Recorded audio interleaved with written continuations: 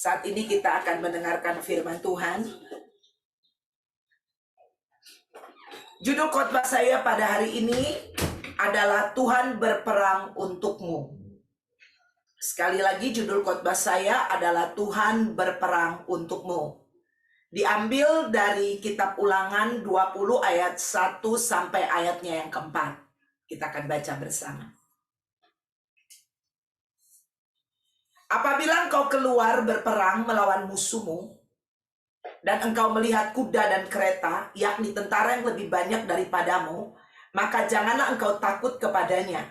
Sebab Tuhan Allahmu yang telah menuntun engkau keluar dari tanah Mesir menyertai engkau. Apabila kamu menghadapi pertempuran, maka seorang imam harus tampil ke depan dan berbicara kepada rakyat. Ayat 3. Dengan berkata kepada mereka, dengarlah, hai orang Israel, kamu sekarang menghadapi pertempuran melawan musuhmu. Janganlah lemah hatimu, janganlah takut, janganlah gentar, dan janganlah gemetar karena mereka.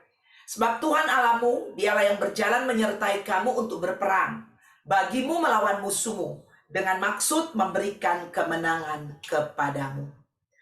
Saudara yang kekasih, baru saja kita membaca firman Tuhan di kitab Ulangan, di mana di kitab ini Musa, dia berbicara kepada umat Israel. Dan mereka saat ini berada di padang gurun, saudara.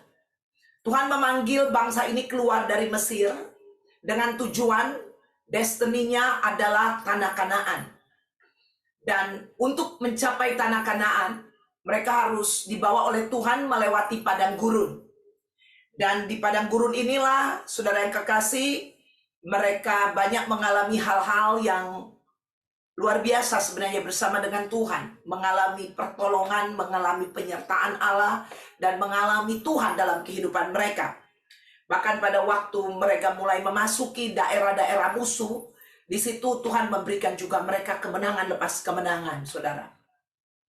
Dan kalau kita lihat selama perjalanan 40 tahun bangsa Israel, saudara, sampai mereka tiba di Kanaan, semua itu karena pertolongan Allah sendiri. Karena Allah yang menyertai mereka adalah Allah yang hidup, Allah yang besar, Allah yang perkasa, Allah yang ajaib, Allah yang mengeluarkan mereka dari tanah Mesir dan membawa mereka sampai tiba di tanah Kanaan.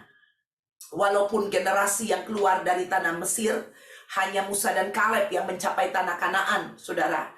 Dan yang lain itu mereka mati di padang gurun karena ulah mereka sendiri. Tetapi saudara yang kekasih, di sini kita akan belajar satu cerita di mana kalau kita lihat di perikop ini sendiri, di kitab Ulangan ini sendiri, di Ulangan 20 ini, menceritakan bagaimana Musa mengajarkan mereka untuk berperang. Artinya Musa mengajarkan mereka cara-cara untuk berperang. Saudara yang kekasih, sangat lumrah sekali di dalam kehidupan manusia. Setiap pribadi kita, saudara yang kekasih, pada waktu ada lawan, ya ada lawan atau ada musuh yang ingin menyerang kita, saudara, tanpa kita sadar, secara otomatis kita akan melawan musuh itu. Saudara yang kekasih, nah ini secara natural daripada kehidupan setiap pribadi itu, setiap orang. Ya misalnya, saudara yang kekasih, kita dalam satu perjalanan, tiba-tiba waktu kita lagi jalan, tiba-tiba ada penyerangan, ada orang mungkin lempar batu kepada kita. Dan secara tidak sadar kita pasti mau melindungi diri kita. Dan secara nggak sadar, bukan nggak sadar ya, tapi itu secara natural, saudara. Kita ingin melindungi dan juga secara natural kita ingin membalas. Seperti itu ya. Dalam hal ini kita mau memprotek diri kita dan kita juga mau melepaskan balasan untuk supaya tidak ada perlawanan yang berikutnya. Seperti itu. Nah, itu sangat natural sekali di dalam diri manusia. Di dalam firman Allah ini kita lihat bahwa Tuhan sendiri yang mengajar bangsa Israel ini untuk melakukan firman-Nya atau hidup di dalam firman-Nya pada waktu ada peperangan terjadi. Dan kita tahu setiap apa yang Musa katakan kepada bangsa ini, saudara, itu yang Musa dengar dari Allah. Jadi Musa tidak berjalan dengan pikirannya sendiri, Musa tidak berjalan dengan kemampuannya sendiri, tetapi Musa berjalan sesuai dengan aba-aba atau perintah yang diperintahkan kepada dia. oleh Tuhan sendiri, oleh Allah sendiri. Kalau kita baca, saudara yang kekasih, bahwa Tuhan berbicara kepada nabi-nabi, ya termasuk Musa, Tuhan berbicara kepada Musa. Dan kita tahu pada waktu Musa juga membawa bangsa Israel, Tuhan berbicara kepada dia untuk pergi ke Mesir dan mengambil bangsa ini keluar dari Mesir dan dibawa ke tanah Kanaan. Dan saudara yang kekasih, kalau kita lihat dalam perjalanan ini di Ulangan 20 ayat 1-4, kita akan belajar bagaimana Musa mengajarkan bangsa ini supaya di dalam setiap peperangan mereka, apa yang harus mereka lakukan, saudara yang kekasih, sehingga mereka bisa menikmati kemenangan daripada peperangan ini. Karena peperangan ini adalah perang, bukan hanya satu pihak, tapi ada dua pihak yang berperang. Bahkan mungkin juga ada lebih dari dua pihak, saudara. Kalau namanya peperangan, bisa aja ada lebih dari dua pihak.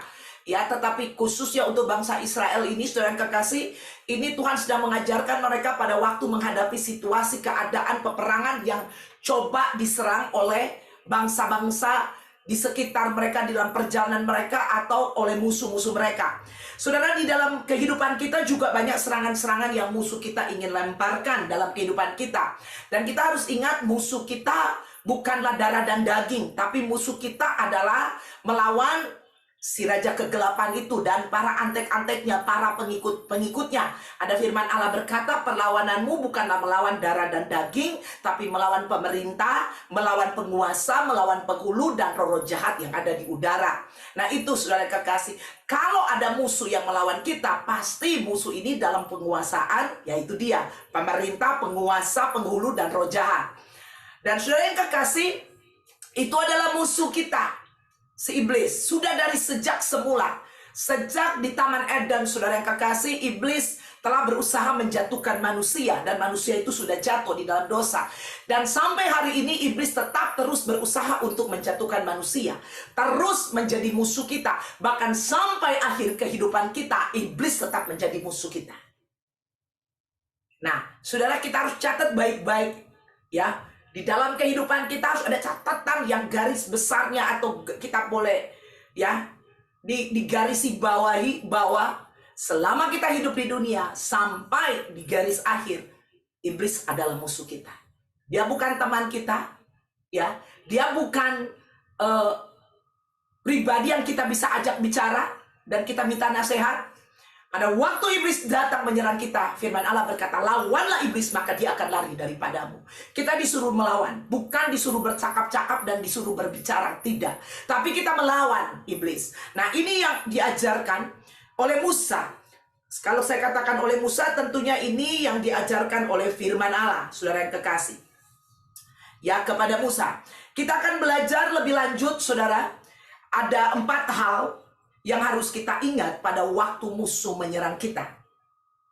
Ada 4 hal yang harus kita ingat sekali lagi pada waktu musuh menyerang kita. Sehingga pada waktu musuh menyerang kita, kita boleh melawan musuh-musuh itu, dan kemenangan yang Tuhan sediakan buat kita, kita bisa peroleh, saudara kekasih. Ya, kemenangan sudah Tuhan sediakan bagi kita.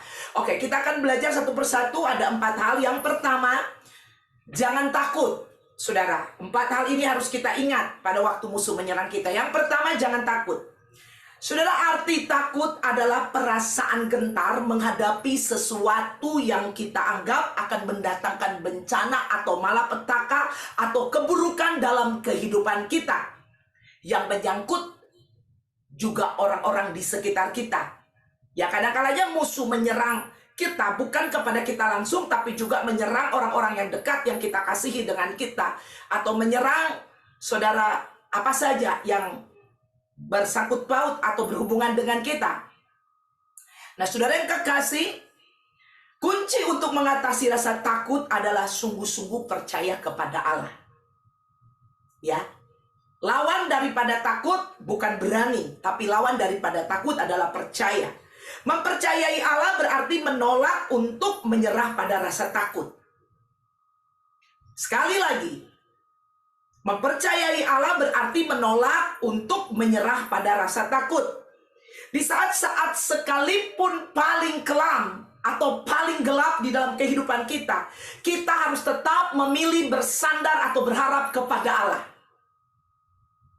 Jangan kepada yang lain. Tentunya dengan iman percaya kita yang tertuju kepada Dia, kepada Allah. Saudara yang kekasih, iman percaya kita harus berasal dari pengetahuan kebenaran. Harus berasal daripada firman Allah. Tidak bisa berasal dari mana-mana. Sebab hanya Allah lah tempat perlindungan kita dan tempat pertolongan kita. Itulah sebabnya iman kita harus tertuju kepada firman yang disampaikan oleh Allah. Iman timbul dari pendengaran dan pendengaran akan firman Tuhan atau firman Kristus. Itulah sebabnya penting sekali kita mendengarkan firman Allah. Karena disitulah iman kita akan timbul. Kita lihat di Ulangan 20 ayat 1. Dikatakan apabila engkau keluar berperang melawan musuhmu, dan engkau melihat kuda dan kereta, yakni tentara yang lebih banyak daripadamu, maka janganlah engkau takut kepadanya. Sebab Tuhan Allahmu yang telah menuntun engkau keluar dari tanah Mesir, menyertai engkau. Saudara yang kekasih, di sini diingatkan kepada kita supaya jangan takut. Jangan takut yang dimaksud di sini adalah kita tidak boleh takut kepada manusia. Kita tidak boleh takut kepada iblis. Kita tidak boleh takut kepada sesuatu yang diciptakan oleh Allah. Sekali lagi, sesuatu yang hanya ciptaan, saudara, Anda tidak perlu takut. Yang menciptakan alam semesta ini, yang menciptakan manusia, yang menciptakan bahkan malaikat sebelum jatuh di dalam dosa, itu adalah Tuhan. Dan malaikat yang jatuh di dalam dosa ini, si Lucifer, dia dan pengikut-pengikutnya, yaitu malaikat-malaikat yang dibawa sama dia pada waktu dia jatuh, itu adalah musuh kita. Itu adalah ciptaan. Amin. Untuk itu kita tidak perlu takut. Saudara yang kekasih, kepada penguasa dunia ini, khususnya kita tidak perlu takut. Siapa penguasa dunia ini? Penguasa dunia ini adalah si jahat. Kita tidak perlu takut. Selama itu dari ciptaannya Allah. Kita tidak perlu takut. Apalagi sebagai orang percaya, Tuhan sudah mengalahkan iblis. 2000 tahun yang lalu. Dia sudah menghancurkan segala tipu daya iblis. Dia sudah menghancurkan segala rencana-rencana iblis kepada umat manusia. Untuk itu kita diberikan sama Tuhan opportunity untuk percaya apa yang Tuhan sudah lakukan ini. Sehingga kita boleh berjalan dengan kepercayaan penuh kepada Allah. Tidak ada ketakutan untuk meraih atau untuk hidup dalam kemenangan yang Allah sudah kerjakan bagi kita. Ini penting sekali, saudara yang kekasih. Umat Tuhan supaya tidak takluk kepada living things, kepada makhluk hidup apapun yang ada di dunia ini. Pada waktu firman Allah datang kepada bangsa Israel, dikatakan di sana, jangan takut. Ya, apabila engkau keluar berperang melawan musuhmu dengan melihat kuda dan kereta, yakni tentara yang lebih banyak daripadamu. Jadi walaupun situasi dan keadaanmu kelihatannya melebihi daripada kemampuan dirimu sendiri.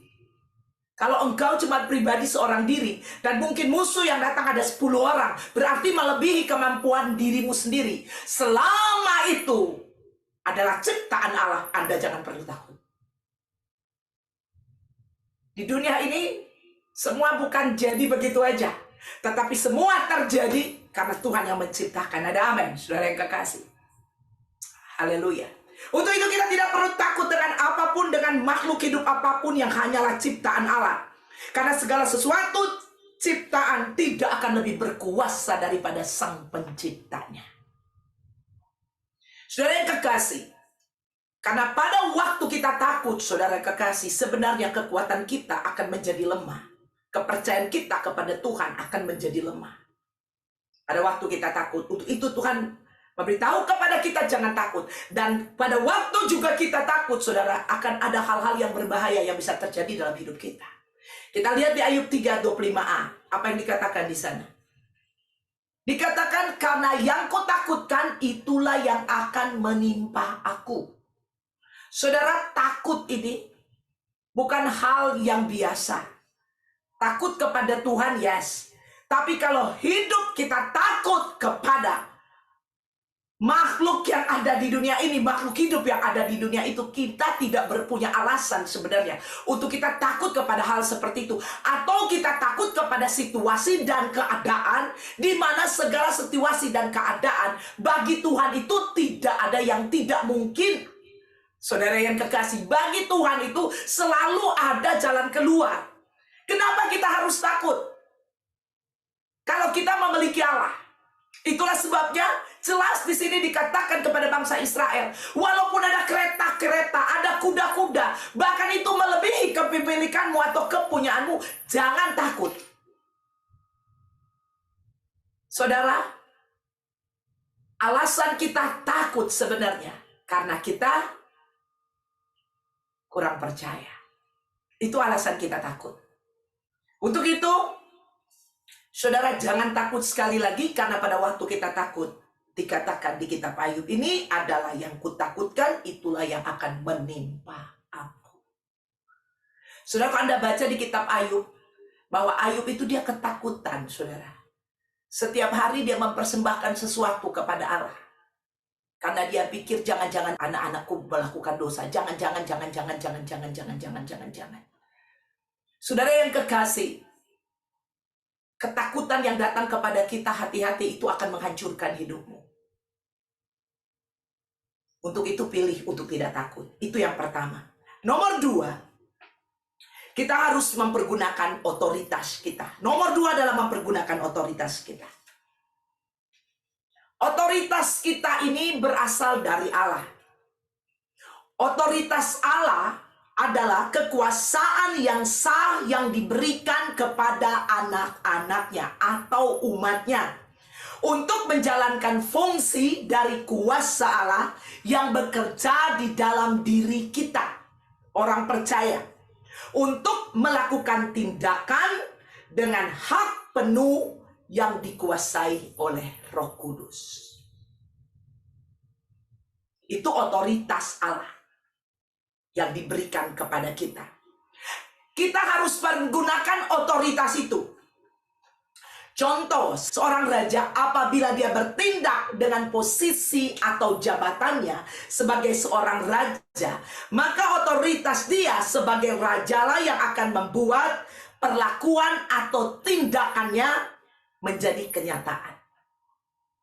Otoritas dia. Kalau dia memerintahkan perintah untuk menangkap misalnya orang A, B, C, D, saudara, ini harus dijalankan karena jabatan dia, posisinya dia sebagai raja.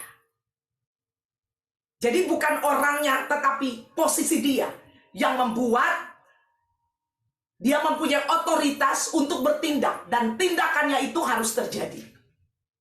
Saudara yang kekasih, kita lihat di Ulangan 20 ayat 2. Coba kita buka. Apabila kamu menghadapi pertempuran, maka seorang imam harus tampil ke depan dan berbicara kepada rakyat. Perhatikan di sini, saudara yang kekasih. Di sini berbicara tentang bagaimana dikatakan bukan orang biasa yang harus berbicara kepada rakyat. Pada waktu ada pertempuran, yang harus berbicara kepada rakyat dikatakan seorang imam. Saudara yang kekasih, ini berbicara di dalam diri imam ini ada otoritas Allah. Imam yang menyampaikan firman Allah. Imam menyampaikan apa yang Allah suarakan. Dan imam yang berbicara pada waktu ada pertempuran. Saudara, pada waktu ada pertempuran, engkau harus berdiri sebagai imam Allah. Firman Allah berkata di 1 Petrus 2 ayat 9, dikatakan kamulah bangsa yang terpilih, imamat yang rajani. Kita adalah imamat yang berkerajaan. Katakan amin. Haleluya. Saudara yang kekasih, kita harus mempergunakan posisi kita sebagai imam. Sebagai anak-anak Allah, salah satu warisan yang kita miliki adalah kuasa dan otoritas yang Tuhan berikan dalam hidup kita. Otoritas harus digunakan dengan cara pandang yang benar atau dengan cara yang benar sesuai dengan firman Allah. Ini penting sekali. Kita ingat bahwa iblis dia memakai firman Allah pada waktu dia menyerang Tuhan Yesus. Pada waktu di padang gurun, dia bawa Tuhan ke padang gurun dan dia berkata-kata dengan firman. Dia katakan, bukankah ada tertulis? Dia berkata demikian. Dan Tuhan Yesus juga berkata, ada tertulis. Saudara yang kekasih, iblis pada waktu dia berkata-kata, dia tidak punya hak, dia tidak punya otoritas dan kuasa untuk memperkatakan firman Allah. Sehingga firman Allah tidak bisa pergi dan terjadi kalau iblis yang memperkatakan itu. Tapi kita umat Allah, anak-anak Allah, kita telah diberikan kuasa dan otoritas untuk memperkatakan firman Allah. Ada amin. Kita harus mempergunakan otoritas kita sebagai seorang imam. Saudara, kalau kita belajar di perjanjian lama, yang bisa berbicara dengan Tuhan adalah imam besar. Dia masuk ke ruang kudus dan dia berbicara kepada Tuhan. Hanya dia, saudara. Dan kita lihat, saudara yang kekasih, pada waktu Yesus mati, kita lihat bait Allah. Ya, tirai di bait Allah itu terbelah dua. Betul? Antar tirai yang menghubungkan antara ruang suci dan maha suci. Saudara, itu berbicara supaya apa, saudara yang kekasih? Berbicara agar kita semua yang percaya kepada Tuhan, kita menjadi imam-imam yang bisa masuk ke tempat kudusnya Allah. Bisa berbicara kepada Allah. Kita diberikan otoritas dan kuasa untuk berbicara kepada Allah. Haleluya. Saudara yang kekasih, untuk itu Anda harus sadar siapa dirimu di hadapan Allah. Engkau telah diberikan otoritas dan kuasa menjadi imam untuk menyuarakan suara kebenaran firman Allah. Pada waktu ada peperangan, ada musuh menyerang Anda, perkatakan itu otoritas. Ambil otoritas dan kuasa yang telah diberikan yang ada di dalammu. Dan Anda berdiri secara tegak. Bukan dengan takut, tapi dengan percaya kepada Dia. Haleluya. Kata otoritas ini identik dengan kepemilikan atau pihak yang bertanggung jawab terhadap sesuatu. Saudara yang kekasih, kemenangan adalah tanggung jawab kita yang sudah diberikan oleh Tuhan. Tuhan yang telah memenangkan pertandingan, Dia yang telah berkata it is finished di atas kayu salib. Untuk itu, saudara, kemenangan Dia sudah berikan kepada kita dan kita harus bertanggung jawab atas kemenangan itu. Tanggung jawab kita adalah hidup dalam kemenangan. Ada amin? Haleluya. Kita lihat di Markus 16 ayat 17 dan sampai 18. Otoritas apa yang sudah diberikan kepada kita, saudara yang kekasih? Dikatakan tanda-tanda ini akan menyertai orang-orang yang percaya. Mereka akan mengusir setan-setan demi namaku. Setan harus takut kepada kita. Haleluya. Waktu kita usir demi nama Yesus, ingat, kita adalah orang yang telah diberi kuasa. Amin. Haleluya. Kita berhak karena ada otoritas dan kuasa Allah di dalam diri kita. Mereka akan berbicara dalam bahasa-bahasa yang baru bagi mereka. Mereka akan memegang ular. Dan sekalipun mereka minum racun maut, mereka tidak akan mendapat celaka. Mereka akan meletakkan tangannya atas orang sakit dan orang itu akan sembuh. Boleh bilang amin? Haleluya. Saudara yang kekasih, otoritas yang Tuhan berikan kepada kita harus kita pergunakan. Saudara, kita harus bertindak dengan otoritas pada waktu terjadi peperangan. Ingat, pada waktu iblis menyerang, berdiri. Dan izinkan otoritas yang ada di dalammu bekerja atas dirimu. Haleluya. Pertama, jangan takut ya, kita harus percaya. Kedua, kita adalah imam, mempunyai otoritas untuk memperkatakan firman Tuhan. Ingat baik-baik, orang yang tidak diberikan otoritas dan kuasa, dia mau ngomongin firman Tuhan beribu-ribu kali, tidak akan terjadi apa-apa. Termasuk iblis, tidak akan terjadi. Kalau iblis yang berkata-kata firman Tuhan tidak akan terjadi. Tapi kalau kita anak-anak Tuhan, kita telah diberikan otoritas dan kuasa. Itu nomor 2. Sekarang nomor 3, memperkatakan kebenaran. Kata-kata kebenaran ini perlu kita kumandangkan atau kita perlu perkatakan pada waktu terjadi peperangan. Harus ada perkataan kebenaran yang keluar dari mulut kita. Pada waktu musuh menyerang, kata kebenaran harus keluar dari mulut orang benar. Bukan perkataan yang salah atau perkataan daging atau perkataan yang bersumber dari diri manusia, tapi perkataan kebenaran. Apa itu perkataan kebenaran? Perkataan kebenaran adalah firman Allah. Kata Yunani untuk kebenaran adalah aletheia. Aletheia ini secara harafiah ini berarti tidak menyembunyikan apa-apa. Dalam arti terbuka, ya. Jadi ini mengidentifikasikan kalau kebenaran itu selalu ada dan selalu terbuka dan selalu tersedia. Tidak ada yang ditutup-tutupi. Kebenaran itu tidak ada yang ditutup-tutupi. Kebenaran itu harus terbuka. Kebenaran itu harus terpancar. Kebenaran itu harus bisa dilihat. Katakan amin. Haleluya. Kata Ibrani untuk kebenaran adalah emet, yang berarti keteguhan. Suatu yang tetap, tidak tergoncangkan. Definisi seperti ini, saudara yang kekasih, secara substansi, ini adalah sesuatu yang dapat diandalkan. Atau satu-satunya andalan kita adalah kebenaran. Dari perspektif, saudara, orang-orang yang berpengetahuan, ya, orang-orang yang punya pengetahuan, ilmu pengetahuan, ada beberapa hal yang mereka simpulkan tentang apa itu kebenaran. Kebenaran adalah sesuatu yang sesuai dengan realitas. Jadi persis sesuai dengan realitas, reality yang ada. Yang kedua, kebenaran adalah sesuatu yang sesuai dengan objeknya. Jadi ada objek yang dituju.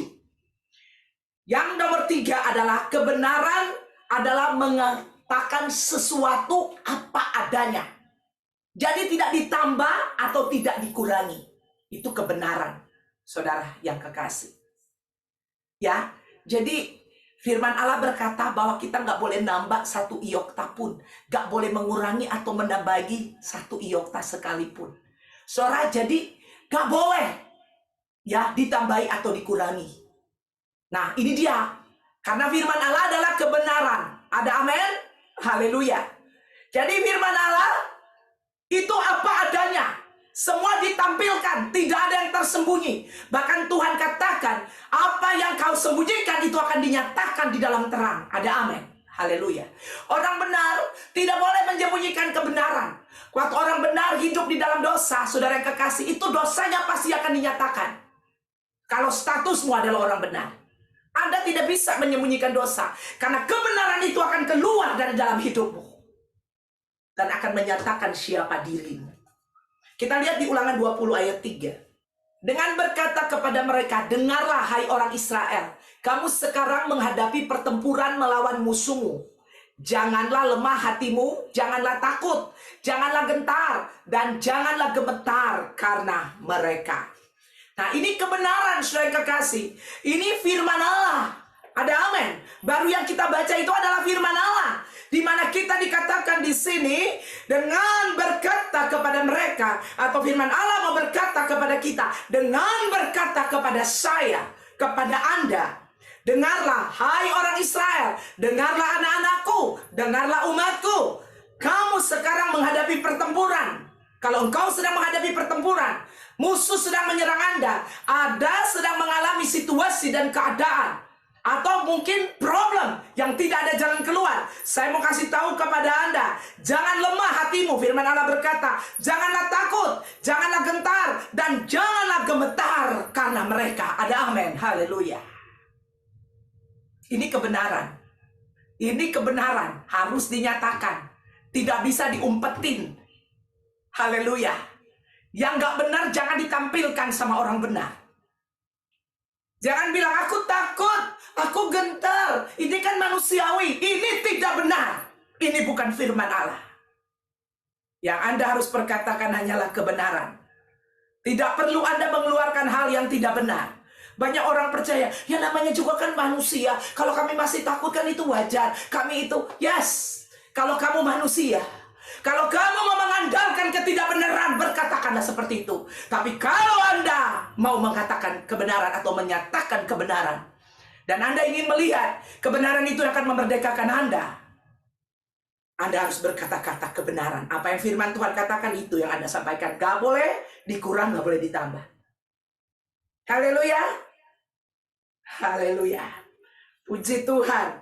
Puji Tuhan, saudara kekasih. Perkataan kebenaran ini harus terjadi apabila kita berkata-kata dengan pengetahuan yang benar. Dan otoritas yang sudah diberikan kepada kita dengan penuh kepercayaan kepada Dia. Haleluya. Ayat yang berikutnya. Masih nomor 3. Yesaya 55 ayat 11. Kita lihat di sini. Demikianlah firmanku yang keluar dari mulutku. Ia tidak akan kembali kepadaku dengan sia-sia. Tetapi ia akan melaksanakan apa yang kukehendaki. Dan akan berhasil di dalam apa yang kusuruh kepadanya. Haleluya. Ada amin. Haleluya. Saudara, ini kebenaran. Haleluya. Apa yang terucap dari mulut Allah itu tidak akan kembali kepada Allah dengan sia-sia, tapi dikatakan di sini, ia akan melaksanakan apa yang kukehendaki, akan berhasil dalam apa yang kusuruh kepadanya. Dan tadi firman Allah katakan, jangan takut, jangan gemetar. Amin. Itu firman Allah. Dan itu pasti terjadi, tidak akan pergi, tidak akan kembali dengan sia-sia. Itu akan pergi dan terlaksana di dalam hidupmu dan saya. Haleluya. Haleluya. Saya percaya Tuhan sedang bekerja di tengah-tengah Anda saat ini. Apa sih situasi dan keadaanmu yang kau alami? Saudara, Tuhan lebih besar dari segala sesuatu yang ada. Haleluya. Dia adalah Allah pencipta langit dan bumi. Kalau Anda pandang ke langit, Anda lihat di sana, saudara, ada bintang-bintang, ada bulan, ada matahari. Saudara, yang jauh melebihi, besarnya lebih besar dari tempat tinggalmu bumi ini. Saudara yang kekasih, itu adalah ciptaan Allah. Dan dia lebih besar daripada yang Anda lihat di atas sana. Haleluya. Ada amin. Haleluya. Dikatakan bumi ini tumpuan pijakan kaki Allah. Saudara, kalau bumi ini tumpuan kaki Allah, kita kelihatan apa enggak? Enggak kelihatan. Ya, saudara, enggak kelihatan. Iblis kelihatan atau enggak? Enggak kelihatan. Haleluya. Dia lebih besar. Haleluya.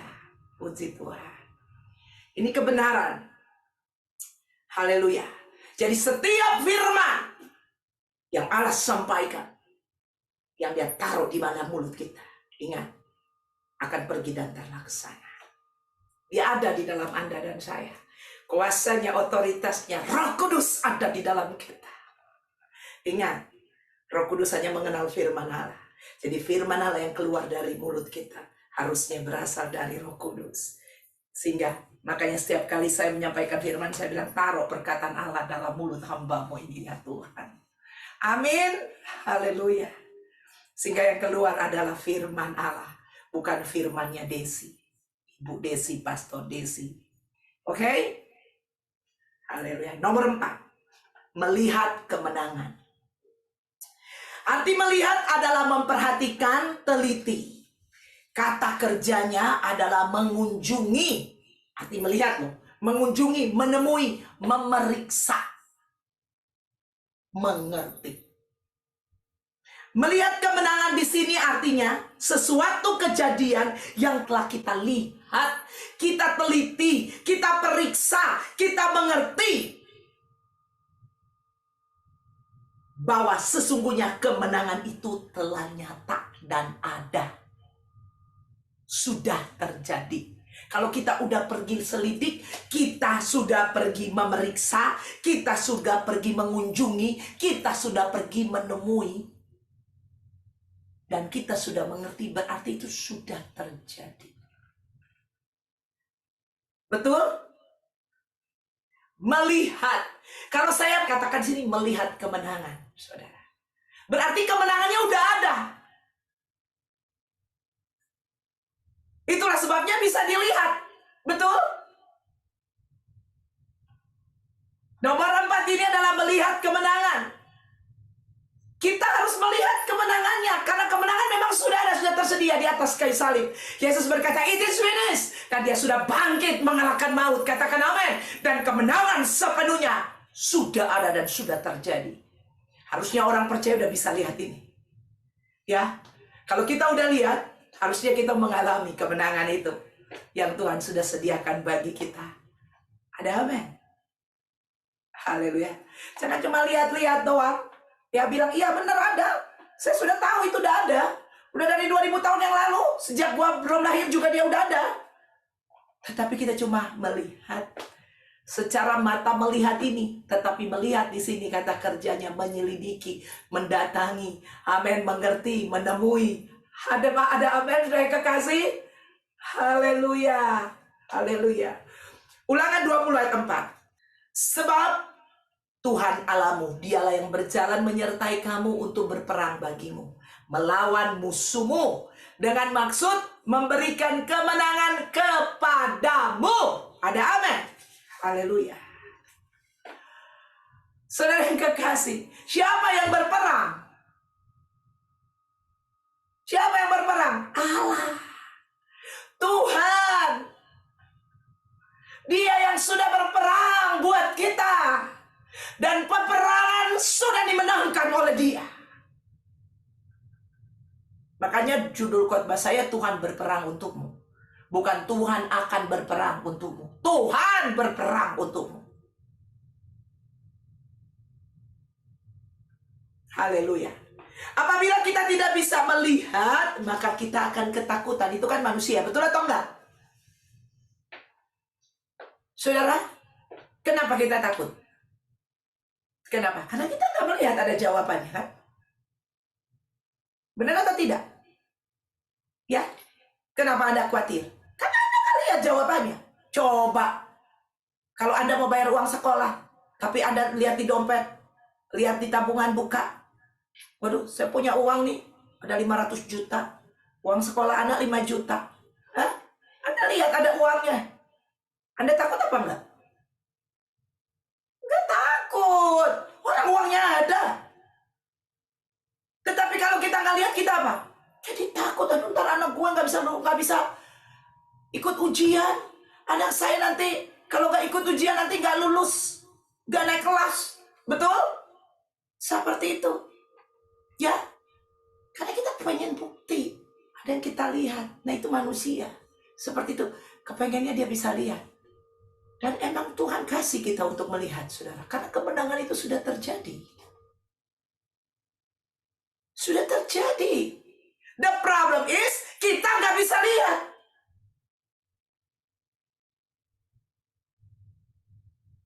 Saudara, sebab Tuhan Allahmu dialah yang berjalan menyertai kamu untuk berperang. Ini waktu bangsa Israel. Saudara, Yesus belum mati di atas kayu salib. Dia belum mati pun, dia berperang untuk bangsa ini. Katakan amin. Dia yang melawan musuhnya. Dikatakan dengan maksud memberikan kemenangan kepadamu. Apalagi dia sudah menang 2000 tahun yang lalu. Kita harus bisa melihat kemenangan Yesus. Dan kemenangan Tuhan Yesus sudah dicatat di Alkitab. Telah dicatat, saudara. Kemenangannya telah diproklamirkan 2000 tahun yang lalu sejak sebelum engkau lahir. Sebelum engkau belum cikal bakal anak. Belum. Sudah dideklarasi di atas kayu salib. Pada waktu dia bangkit. Juga tanda kemenangan sepenuhnya. Ada amin? Haleluya.